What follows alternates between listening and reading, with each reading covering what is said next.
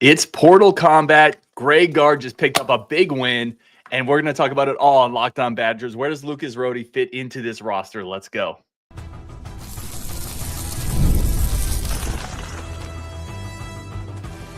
You are Locked On Badgers, your daily podcast on the Wisconsin Badgers. Part of the Locked On Podcast Network, your team every day.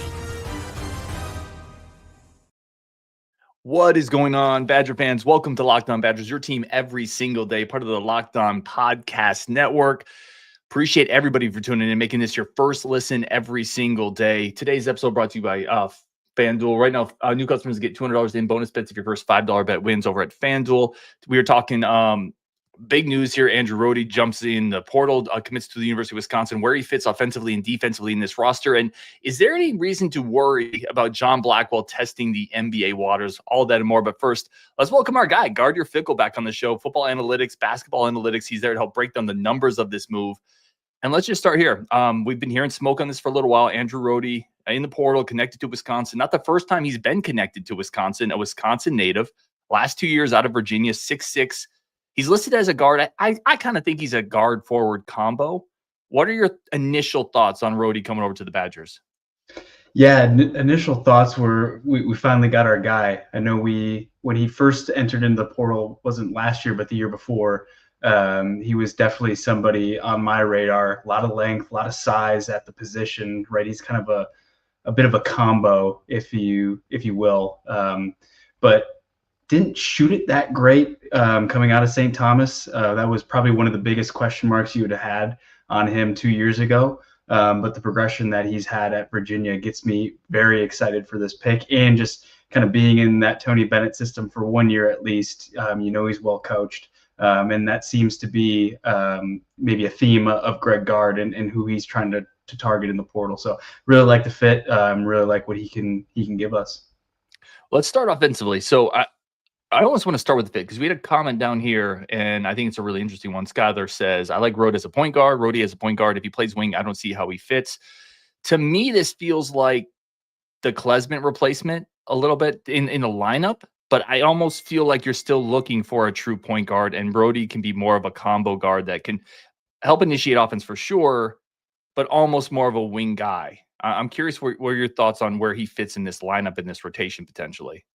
Yeah, no, I agree with you 100%. I think he's a direct plug and play for Klesmit on a 1-for-1. And you look at kind of some of the advanced metrics, offensive rating this year, pretty similar. He's actually got a much higher assist rate, right? So he gets people involved at a higher clip than what Klesmit gives you. And that's where I actually think he's a little bit more of a point guard than he is a wing. I think he's much more of a creator than I think people give him credit for. A really high assist to turnover ratio. But yeah, I think he kind of fits into that Klesmit mold. One of the things that, we kind of heard a lot coming down the stretch is how much you maybe don't necessarily need a true point guard in the Penny system, the Gard Penny system. And I'm kind of thinking that's a little bit more and more true as we kind of go on, and specifically the targets that he's gotten, his name tied to with Rohde and the Boyd out of San Diego State. I know there's crystal ball out there, but won't speculate too much beyond that. But a lot of those and Blackwell kind of all are in that combo, can create, can score at a high clip, and I think that fits well into the overall system. So I've kind of thought, and it's an interesting point, and it's a really interesting discussion. I've kind of thought they almost said you don't really need a point guard because they didn't really have a point guard, right? Because they did swing, and I'm not saying you're wrong at all, but they did swing or kick the tires on a couple of point guards in last year's transfer portal and didn't get them. I kind of wonder if you have more of a true point guard, he can snake into the paint more and create even more open looks for this system. But to your point, this is a really good passer. 29% assist rate would have led the team last year. So whether he's playing at the 1 or the 3, are we really just talking more about a little bit of positionless basketball where now there's multiple guys that can shoot, that can pass, that can get in the lane? And it's on that second rotation. It's on that second ball reversal where it's swinging back around. It gets to a Rohde on the wing. With his IQ, his passing ability, his size, he's just going to give defenses fits. He's going to put them in a blender. And I think that's where this offense gets really scary. Now you're just stacking more skill, more passing, more shooting. And with the comparison of Klesmit, you're talking about a guy in Rohde that shot 41% from 3 last year. bigger than Klesmit, 6'6". I think a better passer than Klesmit. Now, he may not bring everything defensively from an intangible standpoint, but he's kind of a jumbo-sized Klesmit that shot better last year. Yeah, I'm trying to find a point there that I disagree with, and I don't think I have one. Yeah, I really like this fit. Wasn't necessarily sure we were going to be able to get him. I know Iowa State sounded like they were pretty heavily involved, and you know how much we've been losing guys in the Metro Milwaukee area to Iowa State. So I was very concerned about that, but yeah, I'm super excited about this get for Gard. I think it's a great fit and exactly what we need. I want to hit a couple synergy numbers here. So the good 99th percentile in spot up shooting, jumper 1.418 points per possession, 74th percentile off of screens. Again, his ability to shoot there really complicates it for defenses. They can't go under it. And then with his size, he can get in the paint. And here's a couple of the bads, because I do want to point out, this is not an elite athlete. This is not a guy who's slashing in the rim, finishing at the rim, finishing over people. Watching film, you can see some of it. When he drives, sometimes defenders are able to square him up because he just can't get quite to the rim. So then you resort to, he's got a floater. He'll try to play off of 2 feet, but he can't quite get to the rim all the time. So 27th percentile off handoffs, 4th percentile at the rim. So you're talking to a guy who struggles scoring at the rim, but from a shooting standpoint, certainly the skill set is there. And from a passing standpoint, I think that might be the one area, though, where we're comparing him up to Klesmit, maybe a better shooter, maybe a better passer, a little bigger. I don't think he's going to get quite to the cup as well as Klesmit. And I think that's the one spot where Klesmit was probably a little better than Rohde is. Yeah, no, I would agree. Yeah, his inside the paint scoring is not very good. He kind of go to the 4th percentile. Another area that maybe isn't necessarily a good fit is he shot about 30% of his field goal attempts were kind of in that mid-range. And that's one of the areas that Wisconsin has improved probably most year over year, is eliminating a lot of those mid-range shots. He shot 30%. Badgers shot about 15, a little less than 15% of their total jump shots from that mid-range area. So kind of outside of the floater game, and he kind of took a lot of those shots. And to your point, right, not being able to get all the way to the rim, or when you're getting to the rim, it's extremely contested looks, and he's not converting those at a high clip. So those are definitely 2 watchouts for Rohde. How do you think a guy like this, because these numbers are real. When I say real, sometimes you have to look at stats and say, well, this player is coming from the Big Sky, or this player is coming from D2. Well, he played at Virginia. These are real numbers against real competition. How does this scale up from Virginia's offense, which you all know is not exactly a track meet, to what Wisconsin did last year? Do these numbers get better? Does he become more efficient? I'm curious for your thoughts on this. Yeah, I think there's a lot of hype around the Badgers playing at such a significantly fast pace. I mean, they were basically average within all of college basketball. So I think, to put into perspective, yes, that's a lot faster than historically we played in the Bo Ryan, Greg Gard era. But it's not like, we're Alabama all of a sudden. We were just highly efficient and scored a lot more points than we've ever scored. But on an efficiency basis, right, that's a lot of what's driving it, not necessarily our pace. So I think it won't be, such a clash from a style standpoint than what he's used to. Is definitely be a step up. But he also played, 72.6% of minutes. Klesmit was playing 60%. So I think, given the depth and what we'll have in the backcourt, I do think that that load will be a little bit less for him to carry than what he had to do this year at Virginia. We're going to take a quick second here. We're going to come back. We got a great question up here asking about his defense. We're going to talk about his defense next, plus continue to talk about this rotation and what it could look like with Lucas Rohde. But does Rohde help the defense, which was a sore spot this year? We're going to talk about that next on Locked On Badgers. First, a quick second for our friends of the show, and a quick second, as always, to say thank you for tuning in. Today's episode is brought to you by our good friends over at Fabric. Listen, life moves quick. It moves fast. I mean, if nothing else, look at the portal. Like, the portal's crazy. But it moves especially fast when you have a family. One day you're watching your kids take their first steps. Before you know it, they are heading off to college. That's why securing your future is so important. Fabric by Gerber Life makes it simple to get life-term insurance that fits your family's needs. With Fabric, you can apply for term life insurance online right from your couch. You could be covered in under 10 minutes. And in many cases, no health exam is required. And it just gives you peace of mind, because honestly, that's all we want as parents. We just want some peace of mind to make sure our family is finally protected. I still check my kids' breathing literally every night. My oldest is 10. It just is. That's what being a dad and a parent and a father and a mother, it's all about that. It gives you affordable coverage. Join the thousands of parents who trust Fabric to help protect their families. Apply today in just minutes at meetfabric.com/lockedoncollege. That's meetfabric.com/lockedoncollege. Policies issued by Western Southern Life Insurance Company, not available in certain states. Prices subject to underwriting and health questions. Today's episode also brought to you by our great friends over at Prize Picks. We've talked about Prize Picks a lot on this show because it is the fastest, simplest, easiest way to do DFS, daily fantasy, right? You're just picking more or less on 2-player projections or more. And if you're right, you can win up to 1,000 times your cash. It's fast, it's easy, and it keeps every game exciting. You can build lineups this week, looking at NBA, March Madness stuff. It's all there. Plus, they have Taco Tuesday deals. Prize Picks offers even more promos like Taco Tuesday, where you can get discounted player projections on even more value. Right now, download the app, use code LOCKEDONCollege, get $50 instantly off your first lineup after you play your first $5 lineup. That's code LOCKEDONCollege, get $50 instantly after you play your first $5 lineup. Prize Picks, run your game. All right, let's jump back into this. Let's talk about the defensive fit. Because, listen, man, you and I both watched this Badgers season end when they scored 89 points. They scored 89 points and lost. Defensively, how do you like this match? Yeah, I think our defensive systems are pretty comparable to what Virginia runs. I mean, they're a little bit more pack line, more aggressive with it, but I mean, from what I can tell, they're very similar. I think Virginia runs a lot of drop coverage action as well. So I think there's probably a lot of overlap. I mean, there's certainly going to be a learning curve for him to kind of get acclimated to specific calls and things that we're doing on a defensive front. But he's got the one thing you really can't teach, and that's size and length. And from a defensive standpoint, checkbox number one: does he have size? Does he have length? The second would be quickness, probably lacking a little bit in that area. But I think given his size, you're going to put him on, 2s, 3s, not necessarily going to be guarding the opposing point guard. You're going to have Blackwell on that.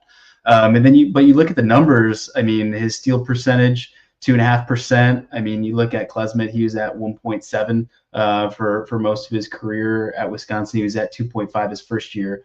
But then his fouls committed per 40 is nationally ranked, and extremely good numbers across his time at Virginia. And that's one of the areas that I called out a lot this season is, when we put other teams at the line, our record was significantly worse than when we were a little less foul happy. So I think, that's a credit to, kind of growing up in the Virginia system, right, is they play defense very, very well. And so I think, as much as you're not going to get explosive offense, inside the paint from him, you're going to get really sound defense. And hopefully that kind of offsets a little bit. I think that's a really good point. And Steven is the one that asked, does he play D? So Steven, thank you for the comment. I think that's a great point. Coming from Virginia, there's just going to be certain things beaten into him that he's not going to probably ever forget. Like, he's probably going to be in a grocery store one day and box somebody out. Like, there's just certain things that get beat into you. So it's that help defense, the team defense. You can watch film and see his IQ on both sides of the ball is there. So that plays up as a help side defender. Is actually, if you look at some of the advanced metrics in synergy, he's 84th percentile overall defensively, 0.764 points per possession. So a really good overall defender, which I do think is helped because he's at Virginia. I think they all play up a little bit because of that. But to your point, the length is there. It's going to bother shooters. That was an issue we had last season, the perimeter defense. If you look at that, he's 85th percentile on guarding jump shots. So the perimeter defense is there. The flip side is you talked about some of the athleticism. He's 58th percentile at the rim. So basically, the further athletes can take him into the paint and use their explosiveness, the harder it gets for him to guard. But even 58th percentile is fine. His overall defensive metrics would have graded him out second only to Carter Gilmore in the Badgers last year. So I do think you're getting, I don't think it's a great defender. It's not somebody you're going to want to isolate on an explosive athlete, but I think you're getting a good team defender that will help this team on that side of the ball. Yeah, no, and I think the great thing about, Virginia's systems, our systems, is we're not overly reliant on your athleticism to make plays defensively. It's about being a part of a cohesive unit, working in tandem, and kind of covering for each other. So I think he'll fit right in, and his length is a huge plus, and it can't be said enough. It's that teachable skill. Let me ask you this, and I know there's speculation about Nick Boyd. There's a crystal ball out there, the point guard coming from San Diego State. Let's just say hypothetically, a guy like that joins, whether it's Boyd or a point guard in that vein. Okay, and then I think you have Boyd at the 1, Blackwell at the 2. Again, we're going to talk about Blackwell in a second, assuming he doesn't go to the NBA.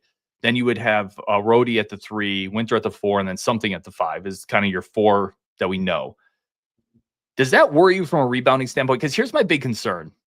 If you look at Rohde as a 6'6" guy, if you have him at the 3, his rebound rate last year was really poor. Now, some of that I think is where he's at, but you almost need a bigger 5 then if you're going to put Rohde at the 3.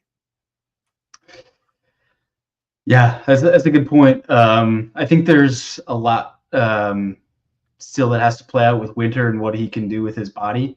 I can't speak to it. I can't see the numbers in front of me. So, but I think Winter is a little bit better of a rebounder than people give him credit for. But true that the 5 in that dynamic is somebody that's going to have to carry their weight for sure from a rebounding perspective. And there's a couple different ways people have looked at this. I know we've been connected to a couple stretch 5s. If that's the direction they go, and we're going to Rap, for example, Rap is a guy that we talked about on this show and he's been connected to the Badgers, but somebody in that vein, if you get a stretch 5, you have shooting everywhere on the court at that point, assuming some of these other dominoes fall into place. Is that team good enough in the post and inside, do you think, to compete in the Big Ten? I think they'll shoot their way into a lot of games. Can they rebound and defend their way in the post?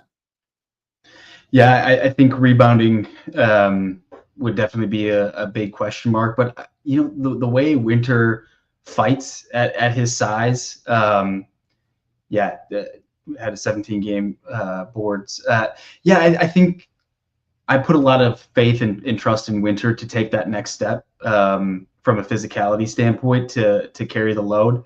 And then, I think that'll be a big question mark because having both your 4 and your 5, not necessarily a physical presence. And you look at Amos for Gilmore, you don't really have somebody coming off the bench to add any of that as well. So I think that could be a big question mark heading into the year that we're talking about in November of, is this team a little too finesse? Have we gone, too far into kind of the European model from a standpoint of our personnel? Let me ask this. A couple of questions in here from Pedro. Sounds like, Rohde's kind of what we hope Janicki will develop into. Another question down here is Rohde. How does Rohde compare with Janicki? To me, he's much further along from a skill development standpoint. But I'm curious on your take. I just think the skill level is, and Rohde's a lot more veteran. He's played a lot more ball. He's more experienced. The shot's a little better. He's better at the line. He's a better passer, better defensively as well. I just think he's a better version in basically every facet than Janicki at this point. Yeah. He's 2 years ahead. So I think if Janicki can get to in year 3 where Rohde was at last year, I think that shows very strong progression from him. But is he going to be at the same level that Rohde's going to be at next year? No, I don't think so. But I think you're going to want Janicki to definitely play into a significant contributor versus just kind of a nice role player when he has 6 points. We're talking about him after the game. You'd want that a little bit more consistent next year, but that's nowhere near what we're going to be expecting out of Rohde. Big picture question. I actually haven't talked to you about this. I want to pick your brain. Again, I'm going to throw some hypotheticals out here, but Rohde is in the fold. Let's say they pick up some version of a stretch 5 and they pick up a point guard, whether it's Boyd or someone in that vein. Does this team need another guy on the bench in the portal? I think so. I think we need somebody with a little bit more physicality. I think, when in 21-22, when we had Vogt, he added some of that presence. And then we really didn't have it that following year. But the last 2 years I've been a Carter Gilmore stan, shouting it from the rooftops, but what he added from a toughness standpoint, and not necessarily in the physical sense, but just doing the dirty work from a defensive standpoint, it can't be overlooked. So I think we need somebody who kind of fits that mold, who can give you, 10 minutes a game. It doesn't have to be this significant role on the team, but you do need somebody who's willing to bring that aspect. Yep, I agree. I agree completely. And great point on Gilmore. You were banging that drum before the breakout. So definitely want to give you flowers for that. You were all over that. Yeah, just somebody like that, right? Somebody who can come in for 10 to 15 minutes, 20 if you needed him. He's going to be in the right spot. He's going to get 4 rebounds, but they're going to be big moments. He'll switch over, get a charge in a big spot. Like something like that would be incredible to be able to add and continue to have on the bench. I agree with you completely. We're going to take a quick second here. We're going to come back, talk about John Blackwell for a second. How concerned are we with the news that he's going to test the NBA waters? We're going to talk about that next on Locked On Badgers. First, a quick second for our friends of the show, and a quick second, as always, to say thank you for tuning in to Locked On Badgers. Today's episode brought to you by our great friends over at 5 Hour Energy. And listen, if you need a little bit of energy to navigate the portal, a little bit of energy to keep up with everything that's going on, plus your day job, 5 Hour Energy is there for you to help keep you going through the day. Whether it's portal news, your day job, keeping up with the kids, the honey-do list, whatever it is, 5 Hour Energy is fast. It's refreshing. It's simple. Great flavors. You can pick them up at convenience stores, and it's just really easy to use. It's simple. It's a great pick-me-up for the day. Right now, head over to 5hourenergy.com, find 15 flavors to choose from: watermelon, blue raspberry, and peach mango. I love the blue raspberry myself. You can even build your own 12-pack or 24-pack delivered right to your door to keep you fueled throughout the month. If you need one now, just grab your 5 Hour Energy shot at your local convenience store, gas station. They're everywhere. Stock up today and stay energized. All right, let's jump back into this. Let's talk a little John Blackwell. How worried are people about this? I want to start with you, man. What's your worry level here with John Blackwell announcing he's going to test the NBA waters? He also put it out there. Listen, if it's not that, I'm going to be back with Gard and the Badgers. Yeah, I'm not significantly worried. I think I don't really see him getting into even a second round draft grade. Just given his 3-point shooting this year, he almost tripled his field goal attempts from behind the arc from last year, where he shot over 40%. But he dipped down to 32%. Given his game, right, he's not an ultra athletic guard. He's going to be playing below the rim in the NBA. You need to be a knockdown shooter if you want to play in the NBA at his size and in the way he plays. So I think that's probably going to be a lot of the feedback that he's going to get is you really need to kind of get back up to the efficiency from behind the arc you were at the same level of usage behind the arc. So I'm pretty confident that he's going to be coming back. I do think that if he is able to increase his efficiency behind the arc next year, that absolutely he's from the intangibles that he has, the way he can play team ball that he showed in his first year, he's absolutely going to be a fit at the pro level. NBA, who knows, right? That's kind of a crapshoot. You just look at Johnny Davis, right? All the physical tools in the world. Sometimes it just doesn't come together. And, when you don't have all those physical tools, it's even more of a crapshoot. So, but yeah, I think he's coming back. And I think the pieces that we're starting to put around him as the focal point instead of Tanjay is prepping him for a really good year that could propel him to really good things. Yeah, I agree. This feels like a why not type of thing. This literally can't hurt you. It's only going to help you. You're going to get feedback from the best basketball evaluators in the world. To your point, efficiency, and not just from the 3-point line, that we saw that drop with volume, but its efficiency and his assist to turnover ratio. If you're going to be a guard in the NBA and you have almost a 1-to-1 assist to turnover ratio in the Big Ten, that's a red flag as well. So I think decision making, ball handling, shooting efficiency are all things that can get improved. And quite frankly, I think they can naturally improve if you bring in more of a point guard to this offense, let him turn loose as a scorer. They'll focus less on setting it up, and you just go get buckets, go shoot, go get in the paint. I think you can see all those efficiency numbers tick up. I did want to ask you, so you and I agree completely on this. I did want to ask you, how much more is in the tank for a guy like Blackwell that came in a little more physically developed, is not an elite athlete. I think we'd both agree he's a good athlete, not an elite one. Is there several more gears here, or have we seen a pretty maxed out version of John Blackwell to some degree? Yeah, I think we're pretty maxed out, and that's okay because he's got a very, very quick first step. His 0 to 30, right? Not getting up to the top speed, but his first step and first couple of steps is very quick. And you can see a lot of that on a lot of the empty side ball screen action where he goes baseline. I mean, those first 2 quick steps, he's getting by a lot of guys. So, but he just doesn't have that elite top gear, and he doesn't have above the rim capabilities kind of outside of a fast break situation where he's kind of on an island. Steven points out AJ Storr is available. Would you ever have interest in AJ Storr coming back to Madison? 0. Yeah, same. I agree. I agree. We'll turn the page on that one. I think they're looking for more efficient shooters and probably a little better defenders if possible.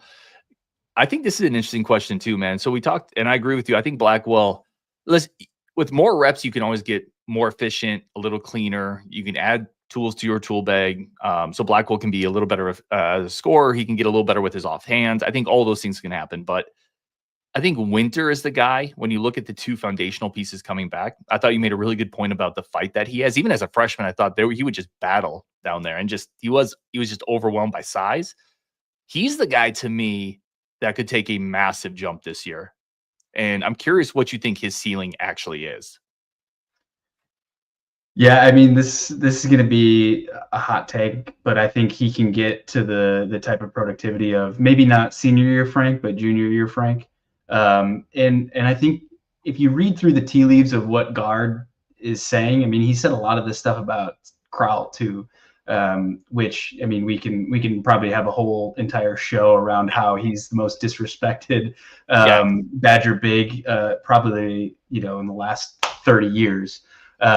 But just his skill set and the way he has really, really strong body control when he puts the ball on the deck is something that Frank had.